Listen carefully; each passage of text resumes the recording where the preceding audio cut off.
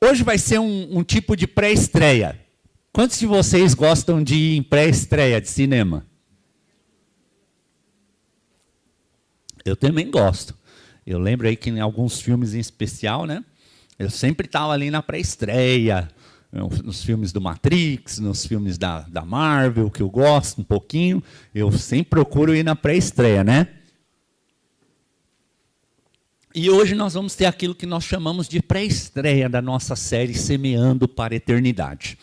Sabe, querido, uma das minhas mais nobres funções como seu pastor em conjunto com o Espírito Santo, abrir os seus olhos espirituais e abrir a sua mente para os tesouros espirituais.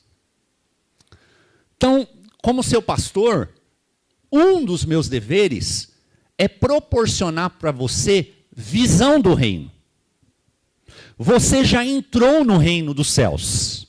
Como é que você entra no reino dos céus? Quando você recebe Jesus como Senhor e Salvador da sua vida, quando você reconhece que Ele é o nosso Redentor e que Ele voltará para buscar a sua igreja, e que você tem o seu nome escrito no livro da vida e vai passar a eternidade com Ele. Quando você crê assim, você entra no reino dos céus. Mas num segundo momento, você precisa ter cada dia mais aqui nesse plano visão do reino. Uma coisa é você entrar e outra coisa é você ver. É a mesma coisa, eu gosto muito, né? Quando você faz aquele caminho, não sei se vocês já fizeram, de descer ali a 23 de maio, aí você desce, né? Quando você pega para a direita, você entra naqueles túneis, né? Como que é o nome dos túneis mesmo? Da Ayrton Senna, isso, Roger, meu amigo me ajudou aqui. E aí você pega a Ayrton Senna, quando você sai lá na frente, aí tem aquele monte de prédio, né? Qual o nome daquele bairro lá? Itaim Bibi. Aí parece que você está em outro mundo, não parece? Já passaram essa experiência? Você olha aquelas coisas assim, eu trabalhei um tempo no Morumbi, né? Nossa, aqui é São Paulo? Né? É uma coisa linda, aqueles edifícios grandiosos. E o reino dos céus é um pouco parecido com isso, né? A gente está naquela escuridão, a gente está na nossa vidinha ali, vivendo sem fé, sem crer em Jesus, sem conhecer, e de repente a palavra entra no nosso coração, e nós passamos a crer, e então a gente sai daquele túnel de escuridão e vê aquela grandiosidade. Mas nós vemos uma figura. Nós não temos a dimensão de todas as coisas, então nós precisamos entrar cada dia mais no reino para ver as maravilhas da glória do Senhor que Ele já tem reservado para nós aqui. É aqui que nós vivemos o reino dos céus. Quando o Senhor Jesus envia os seus discípulos de 2 em 2, Ele dá a seguinte ordem para eles: vão, entrem nas casas e digam, o reino dos céus é chegado. E é assim que tem que ser a sua vida. A despeito das lutas, a despeito das tribulações, você tem que enxergar cada vez mais e viver o reino dos céus aqui na terra.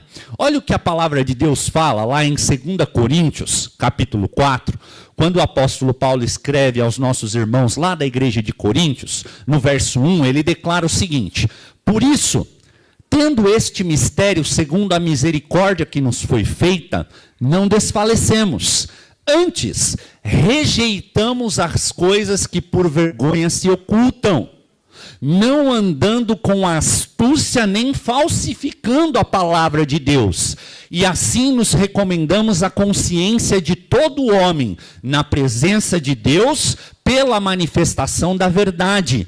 Mas, se ainda o nosso evangelho está encoberto, para os que se perdem está encoberto. Nos quais o Deus deste século cegou o entendimento dos incrédulos, para que não lhes resplandeçam a luz do evangelho da glória de Cristo, que é a imagem de Deus. Então veja que existe um Deus nesse século, Satanás, o nosso adversário, aquele que anda como um leão bramando ao nosso derredor, buscando a quem possa tragar. Então, ele fez o seguinte, ele cegou o entendimento para que as pessoas não vejam o reino dos céus. Já aconteceu com você? Você que é casado, às vezes você está ali num processo e está passando o dia e de repente acontece uma discussão. Você começa a discutir ali com a sua esposa ou com o seu marido, e aí vocês entram num debate, entram num embate, e cada um começa a falar alguma coisa, às vezes vai até longe demais nas palavras, porque as palavras ferem, e de repente você cai em si, mas por que? Porque, peraí, oxe, mas qual que é a discussão mesmo? Por que a gente está discutindo? Porque o reino espiritual está o tempo todo agindo. Quer você tenha visão, discernimento ou não. Bom, Deus desse século, ele cegou o entendimento dos incrédulos. E existe muita gente que senta nos bancos da igreja, mas que ainda permanece incrédulo. E por que nós permanecemos incrédulos muitas vezes? Porque nós não estamos vendo. E nós somos daqueles que querem ver para crer. Não há nada de mal nisso. Mas os cristãos, os discípulos de Jesus, são aqueles que andam por fé e não por vista. Então rola um paradigma. A fé é a certeza das coisas que se esperam, mas que não se veem. E a gente precisa ver mais do reino. Então, como é que eu trabalho isso? E quando o Espírito Santo trouxe ao meu coração o nome da série, Semeando para a Eternidade, quando o Espírito Santo disse para o meu coração assim, filho, eu quero que você alimente a igreja do Galileu com essas verdades. Eu quero que você traga ao coração dos meus filhos, das minhas filhas, dos meus servos e servas, estes princípios e ensinamentos. E um monte de coisa começou a vir à minha mente, né? Um turbilhão de ideias, de palavras começaram a vir e entrar, e eu pensava tal e via, mas logo depois que essa euforia baixou, né? Porque sempre que o Espírito fala com a gente fica eufórico para agir, né? A gente quer agir logo. Mas quando a euforia baixou, eu pude compreender melhor que essa pré-estreia aqui que Deus está me dando era para lembrar e reforçar em meu coração algo que Ele queria falar diretamente comigo a respeito do meu chamado.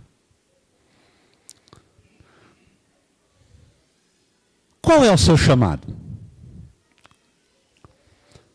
Quantas e quantas vezes eu já ouvi essa pergunta de outros pastores, muitas vezes nos púlpitos, muitas vezes em reuniões fechadas, muitas vezes em conferências internacionais, muitas vezes no discipulado 1 a 1 que eu tive com grandes homens de Deus, relevantes na nação brasileira e lá fora, que me perguntaram, qual é o seu chamado?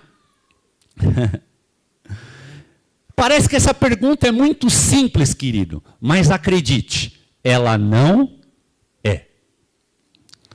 Vamos ler a palavra de Deus e entender um pouquinho o que ela fala disso?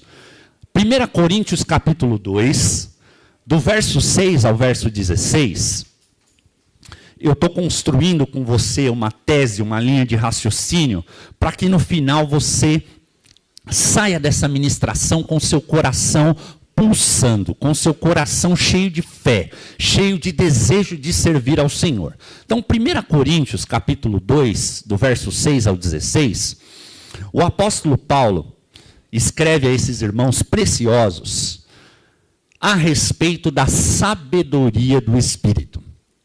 E eu gosto demais das duas cartas que o apóstolo Paulo escreveu para a igreja de Coríntios, porque, na minha opinião, daquilo que eu medito das Escrituras e estudei, a igreja de Coríntios lembra muito a igreja brasileira. Lembra muito a ideia do povo do Brasil. E diz o texto o seguinte, verso 6. Entretanto, falamos de sabedoria entre os que já têm maturidade, mas não da sabedoria desta era, deste tempo, dessa sociedade, deste mundo, ou dos poderosos desta era, que estão sendo reduzidos a nada. Ao contrário, falamos da sabedoria de Deus, do mistério que estava oculto, o qual Deus preordenou antes do princípio das eras para a nossa glória.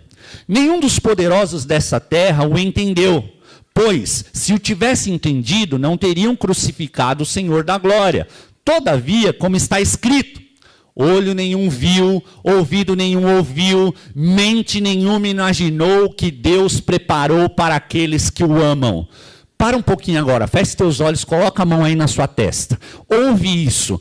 Nem olhos viram, nem ouvidos ouviram, nem chegou à sua mente, ao seu coração, aquilo que Deus tem preparado para você, para a sua vida e para a sua casa.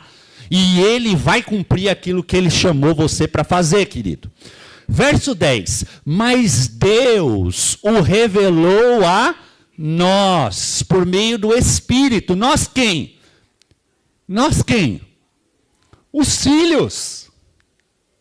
Os discípulos, os crentes, aqueles que creem, até mesmo as coisas mais profundas, o Espírito sonda todas as coisas.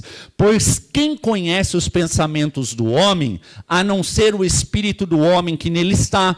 Da mesma forma, ninguém conhece os pensamentos de Deus, a não ser o Espírito de Deus. Nós, porém, os cristãos da igreja do Galileu, não recebemos o Espírito do mundo, mas o Espírito procedente de Deus, para que entendamos as coisas que Deus nos tem dado de graça.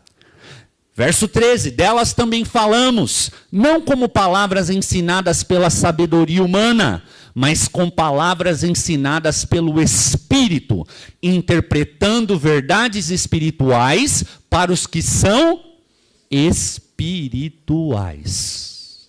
Cuidado para você não ficar jogando pérola para os porcos. Tem muito crente jogando pérola para porcos. É o Espírito Santo quem convence do pecado, do juízo e da justiça. É o Espírito Santo que vai levar você a falar do Evangelho e do amor de Jesus para quem Ele quer que você fale. Não adianta você querer ficar falando de Evangelho para um monte de gente que não quer ouvir nada, como você foi um dia. Você não era assim? Ixi, lá vem o crente. Putz, mas esse cara enche o saco, hein? Meu Deus, de novo, cara. Outro dia, querido, ó, presta atenção nisso. Eu estava no... não vou falar, porque senão vocês vão saber quem é. Mas vou falar, vai. Eu estava cortando meu cabelo, tal. E num bate-papo ali, o rapaz falou assim, pastor, você acredita? Que ele me chama de pastor, né? Talvez está até assistindo a gente. Que eu estava aqui assistindo um jogo da Champions League e o rapaz estava colocando piso no meu salão. O salão de cabeleireiro dele muito bonito, né? Ele que dá um tapa lá no meu cabelo, ele está reformando tudo. E enquanto ele estava ali dentro, eu abri a minha cervejinha aqui, a minha Heineken, estou na porta aqui, porque é de vidro, né? E estou assistindo a Champions League. Eu estou aqui na porta tomando minha cervejinha, trabalhando E aí me desce um querido, amado, tal, e me aborda e vira para mim e fala assim, olha, Deus não quer isso para a sua vida. E eu falei para ele assim, ele dizendo, né, mas como assim? Porque as pessoas são inteligentes. As pessoas são inteligentes. Entendeu? Não, bebendo cerveja, tal. Eu pergunto, fulano, mais ou menos assim, né, do que eu lembro da história. 3 horas da tarde, você está saindo de casa, você estava fazendo o quê? Querido, eu estou trabalhando desde as 7 horas da manhã. Esse Deus que você crê aí não tem nada a ver com o Deus que eu creio. Vai cuidar da sua vida. Te pergunto, ele está certo ou está errado? Está certinho. Como é que, olha só a abordagem da pessoa. completamente errada. Então, cuidado. É o Espírito que leva você a falar de Jesus para as pessoas. E quando ele levar você a falar para as pessoas, você é um evangelista. Ninguém aqui é profeta. Esquece isso aí, hein? Ninguém aqui é profeta de nada. Deus desceu para você, colocou uma tenaz lá na tua boca e falou, agora você está santo, vai falar o que eu estou mandando? Igual ele fez com o profeta Isaías. Cuidado, hein, profeta? Você pode ser engolido pela baleia. Não queira ser profeta não, que profeta normalmente perde a cabeça. Lembra de João Batista? Profeta. Você é um embaixador de Cristo. Você é um evangelista, você é alguém refinado, rebuscado, inteligente, amável, dócil, querido. As pessoas querem estar perto de você. As pessoas se sentem bem quando você está no ambiente. As pessoas querem ouvir o que você tem para dizer. É assim, porque se não é, você está no caminho errado. Vamos falar do amor de Jesus. Do reino dos céus, da bênção, da esperança, das boas novas. Para isso que ele te chamou. Então o apóstolo Paulo vai dizer que ele está falando verdades espirituais para os que são espirituais. Por isso que eu estou trazendo essa palavra ao teu coração essa manhã. Porque você é alguém espiritual. Diz aí para a pessoa do seu lado. Você é um ser espiritual. Quem não tem o Espírito não aceita as coisas que vêm do Espírito de Deus, pois lhes são loucura. Olha só. E não é capaz de entendê-las porque elas são discernidas espiritualmente. Mas quem é espiritual? E em nome de Jesus eu declaro que você é um ser espiritual. Mas quem é espiritual discerne todas as coisas. E ele mesmo por ninguém é discernido. Quem conheceu a mente do Senhor para que possa instruí-lo? Mas nós, porém, temos a mente de Cristo. É engraçado, querido, como nós temos facilidade de dizer às pessoas aquilo que nós somos.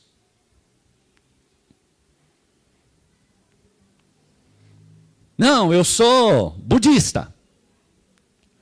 Eu sou católico. Não, eu sou Seishonoye. Eu sou espírita. Eu sou crente. Como a gente tem facilidade de dizer aqui no Brasil para todo mundo que nós somos. É verdade ou não é?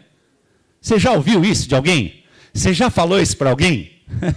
Como é engraçado que nós temos essa facilidade em dizer a pessoas aquilo que nós somos, porém na grande parte do tempo, nós crentes temos dificuldade de expressar a elas através da nossa vida quem dizemos que somos. Facilidade no falar, dificuldade no expressar através da nossa vida. Dizemos que somos crentes, mas como temos dificuldade em crer? Como temos dificuldade em ver o reino dos céus? Crer que Deus está no controle, crer que Ele tem o melhor para a minha vida, crer que a vontade dEle é boa, perfeita e agradável. Dizemos por aí que somos filhos de Deus, mas como vira e mexe nós nos sentimos rejeitados pelo nosso Pai. Como temos um Pai que nos ama desesperadamente e cuida de nós, se nossas roupas estão tão sujas e esburacadas, se nossos cabelos estão tão desarrumados, se nossos dentes estão tão sujos e apodrecidos, se andamos tão doentes dentro das igrejas, correndo atrás de remédios que este mundo pode nos dar. Dizemos que somos servos do rei, mas quantas vezes caminhando neste mundo como mendigos? Mendigando dinheiro, mendigando prazer, mendigando felicidade, mendigando entretenimento, mendigando sustento para as nossas almas. Quando só o nosso Pai de amor bondoso pode nos alimentar e tirar o vazio que existe dentro de nós. Igrejas cheias de pessoas vazias. Dizemos que Cristo é a nossa vida e que Ele vive em nós, mas nossos dias mostram quem verdadeiramente domina as nossas vidas. Ela mostra que quem domina nossas escolhas e os nossos caminhos somos nós. Nossa vida mostra o tempo inteiro quem é que realmente está no controle de tudo. E na grande maioria das vezes sou eu. Falamos aos quatro cantos que nosso nome está escrito no livro da vida e que temos a vida eterna com Cristo, mas vivemos presos aos nossos dias, agendas, compromissos e paixões. Como eu posso fazer juras de amor ao Criador e afirmar que vou viver eternamente com Ele, sendo que muito nos meus dias eu passo por Ele sem dizer um oi? Quando em muitos dos meus dias eu passo por Ele sem dar um abraço, sem fazer uma oração, sem ouvir a sua doce voz, sem sentir o seu perfume, sem desfrutar do seu abraço, sem ao menos olhar nos olhos de amor daquele que deu a sua vida por mim para me salvar e dizer eu te amo. Quem não tem o Espírito não aceita as coisas que vêm do Espírito, pois que eles são loucura. Enquanto o Espírito, querido, falava essas coisas ao meu coração, a pergunta que não saía da minha mente era: Senhor, será que eu sou crente mesmo? Senhor, será que realmente eu entendi o meu chamado? Senhor, será que eu sou teu discípulo de verdade? E isso começou a remoer dentro de mim, porque enquanto o Espírito me revelava a importância de eu semear para a eternidade, isso criou dentro de mim algo constrangedor. De o quanto eu ainda estou no controle. E então, enquanto eu orava, aquela doce voz veio, e aquela palavra maravilhosa de João, capítulo 15, verso 16, me consolava, dizendo: Jesus, não foi você, Douglas, que escolheu a mim. Foi eu quem escolhi você. Não foi você que escolheu Jesus. Se você está aqui nessa manhã pela graça e a misericórdia do Senhor, é porque Ele te amou primeiro. É por Ele que Ele escolheu você. É porque Ele te resgatou. É porque Ele quer levar você a uma novidade de vida e te dar um propósito para que você cumpra com o seu chamado aqui na terra. E no meu coração eu glorificava Jesus, porque eu sei que por mim mesmo eu jamais o teria escolhido. Se não fosse por sua infinita graça e misericórdia, eu jamais teria sequer olhado para Jesus. Se não fosse por este louco amor da cruz que dá a vida por mim, a minha alma estaria caminhando a passos largos para o inferno do meu dia a dia e para a morte eterna. E então vem o apóstolo Paulo lá em capítulo 2 de Efésios dizer: todavia Deus, que é rico em misericórdia pelo grande amor com que me amou, deu-me vida com Cristo quando eu ainda estava morto em meus pecados, e pela graça eu fui salvo. É graça, é misericórdia, é amor. Deus nos ressuscitou com Cristo e com Ele nos fez se assentar nas regiões celestiais em Cristo Jesus, para mostrar nas eras que hão de vir a incomparável riqueza da sua graça, demonstrada em bondade para conosco em Cristo Jesus. Portanto, querido, a esse Jesus, teu Salvador, teu Redentor, que vive dentro de você, a Ele seja a glória, a Ele seja o louvor, a Ele seja o domínio, a Ele seja toda a adoração e todos os seus dias pelos séculos dos séculos, até a eternidade, quando Ele virá buscar a sua igreja. Amém, amém, amém, aleluia, glória ao nome do nosso Senhor.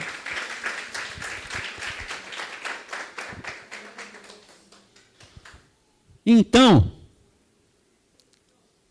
depois dessa turbulência que veio ao meu coração, depois dessa reflexão, depois desse tempo de oração, quando baixou a poeira, aí o papai me perguntou: qual é seu chamado, filho?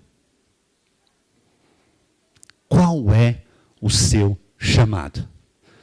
E com clareza a resposta veio ao meu coração se encheu de alegria, e em nome de Jesus era velar o teu coração nessa manhã. O meu chamado é fazer a vontade do meu Pai. O teu chamado é fazer a vontade do teu Pai. Guarde isso no teu coração, meu querido, essa manhã. O teu chamado não é agradar pastor. O teu chamado não é ficar vindo à igreja. O teu chamado não é ofertar. O teu chamado não é casar. O teu chamado não é ter filhos. O teu chamado não é bem-sucedido. O teu chamado é fazer a vontade do teu Pai.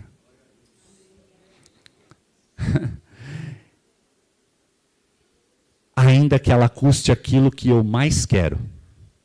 E eu cheguei a essa conclusão e quero compartilhar com você. O meu chamado é fazer a vontade do meu Pai, ainda que custe aquilo que eu mais quero. E sabe o que é aquilo que eu mais quero? O controle. Sabe aquilo que você mais quer nesse momento? O controle. Você quer decidir. Você quer ter o domínio. Você quer ter o poder. Você quer ter a escolha. Porque o pecado dentro de nós, o nosso velho homem, a nossa natureza caída e maldita, ela quer o tempo todo dizer para Deus: sai! Eu estou no controle e não preciso de você. É assim que é, querido. Sabe a luta contra a carne? O que você mais quer é o controle. Sabe aquela oração do Getsemane? Quando Jesus chama 3 dos seus discípulos, os mais queridos, mais amados, estava dizendo isso para o Rafa ontem. Jesus chama eles para orar, porque Jesus estava aflito em seu coração, sabendo que ele ia passar. E então ele vai orar, vai buscar, porque Jesus não tinha influência da carne. Ele era Deus, ele não tinha pecado. E quando ele volta da vigília de 1h, e a gente vai ter nossa vigília agora, dia 26, o que os discípulos estavam fazendo? Dormindo. Eles estavam no controle. Querido, mas Jesus fala: Pai, que seja feita a tua vontade. Que aquela oração do Getsemane seja a sua oração diária, querido. Que aquela oração de Mateus 6:6, Pai nosso que estás no céu, santificado seja o teu nome, venha a nós o teu reino, seja feita a tua vontade.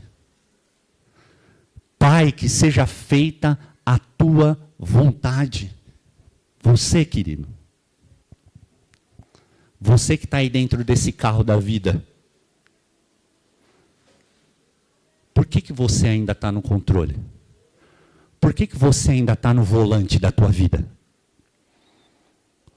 Sabe qual é o grande dilema da minha vida como crente? É que todos os dias eu devo lembrar e entender que eu não estou mais no volante. Que a direção não é minha.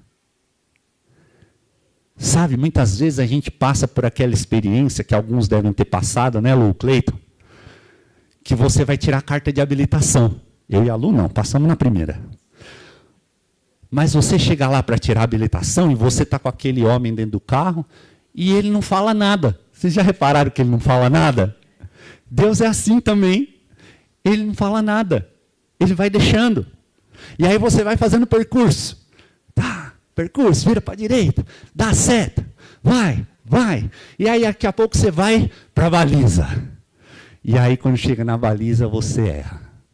E aí você tenta de novo na baliza da vida e você erra. E aí você ganha mais experiência, ganha mais um pouco de tempo, estuda mais, aí você vai na baliza e você erra. Até que um dia Jesus fala: desce, querido, vem para o banco do passageiro. Deixa que eu vou estar no controle da sua vida. Deixa que eu vou dirigir a tua história. Deixa, entra aqui no meu trem. E no trem que você está no reino dos céus, vão acontecer várias coisas. Existe um trem muito luxuoso no Japão, chamado The Seven Stars. É o trem mais luxuoso do mundo. E tem uma rota linda, que você passa por lugares lindíssimos e também por lugares um pouquinho feios.